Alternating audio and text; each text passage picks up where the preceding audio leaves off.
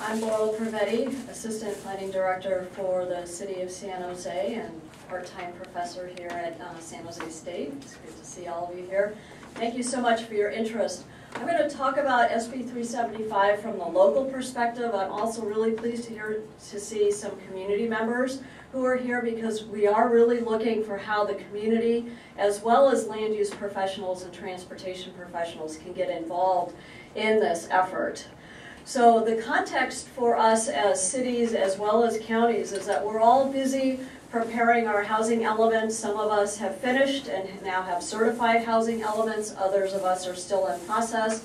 Many of us are also in the process of updating our general plans, which is that long-range blueprint for how our communities are going to grow and change. We've also, many of our communities within Santa Clara County have also already done climate action plans. So we're already thinking ahead in terms of how do we green our county? How do we get people out of their cars and onto their bicycles and walking? Many of us have also recommended, and ABAG has adopted, priority development areas as well as priority conservation areas, as Steve has mentioned. So we've been involved pretty much at a local level. And our past history is that we only really engage with ABAG or MTC or some of these other regional entities when we absolutely have to. It's not something that we typically do as we think about local land use planning. But now with SB 375, it's absolutely critical that we not only engage at the local level, but also stay very aware of what's happening up at the regional level. As you know, Santa Clara County and San Jose specifically had very much an agricultural past. We were the Valley of Heart's Delight. After World War II, most of those orchards were converted into suburbs. And then it was around the mid-70s that City Council started to wake up and realize that that was not a sustainable way to grow. And since then, it's been 30 years, and it's taking us that long to essentially continue to add population, but to hold the land area constant. That is, do not continue to annex more territory and continue this outward expansion. So really in the 90s, with the advent of VTA's light rail extensions and more advanced transportation, we started to turn that corner, but we still have a long way to go.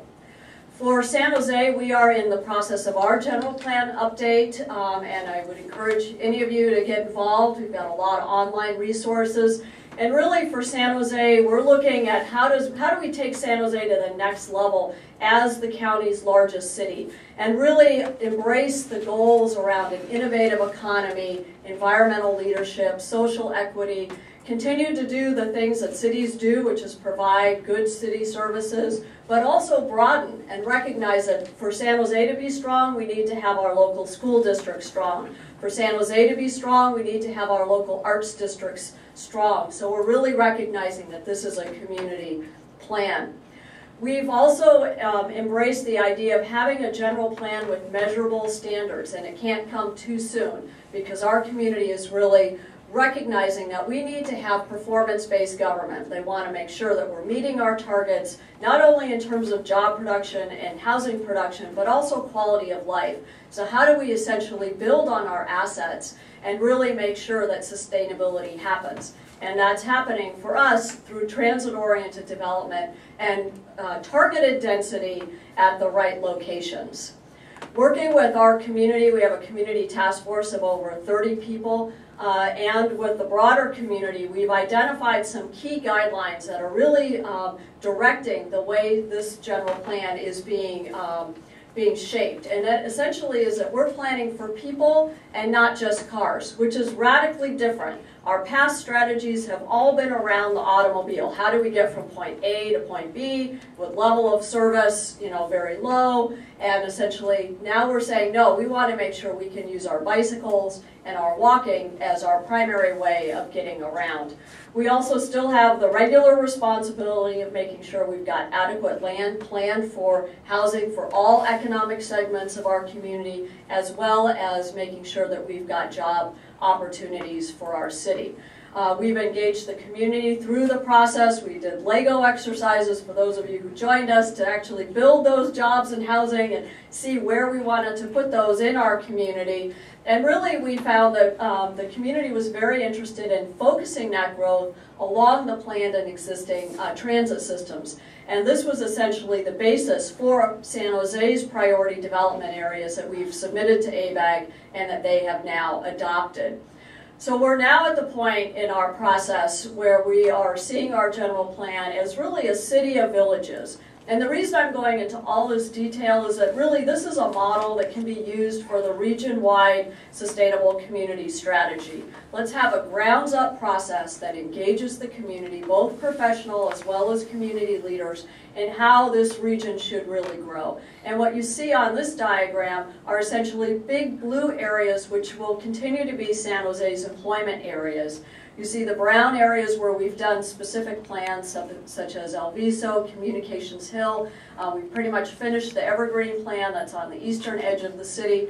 All of the red areas, the little red dots, and then the corridors, the kind of red lines, those are the places for new growth. So in addition to continuing to put growth in the purple area in the center, which is our downtown, and in our employment centers, we're really looking at focusing all of our new growth into villages and corridors. And it's not just jobs and housings, but it's really complete communities. We talk a lot about jobs and housing because we all have to do an environmental impact report, but it's also about parks and schools and places of worship, etc. But really, vast majority of San Jose, our 180 square miles, will essentially stay as it is today. Those wonderful neighborhoods that people love, but really it's along some of those busy streets, how do we take those older shopping centers and really renovate them to be mixed-use developments? And that's something that could happen countywide, not just in San Jose.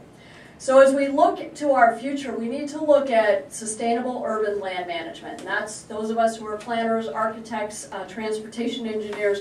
We're all working towards the same goal in terms of that improved long-term sustainability. We need to make sure we've got the political will to implement, which is going to be key, as well as monitoring our performance. So for those of you who have not yet gotten involved in our general plan update, the website's at the bottom of the page. I've also included the link to San Jose's Green Vision for those of you who might be interested in what are those Green Vision goals that San Jose is currently working towards. So those both can be found at www.sanjoseca.gov. Green Vision is with /Green Vision, all one word. And then our GP update can be found at /planning GP/GP_update. So again, we really feel that for San Jose, we need to be looking at our sustainable community strategy as a model for how we look at where growth should locate, but then also from a process standpoint, how do we engage people?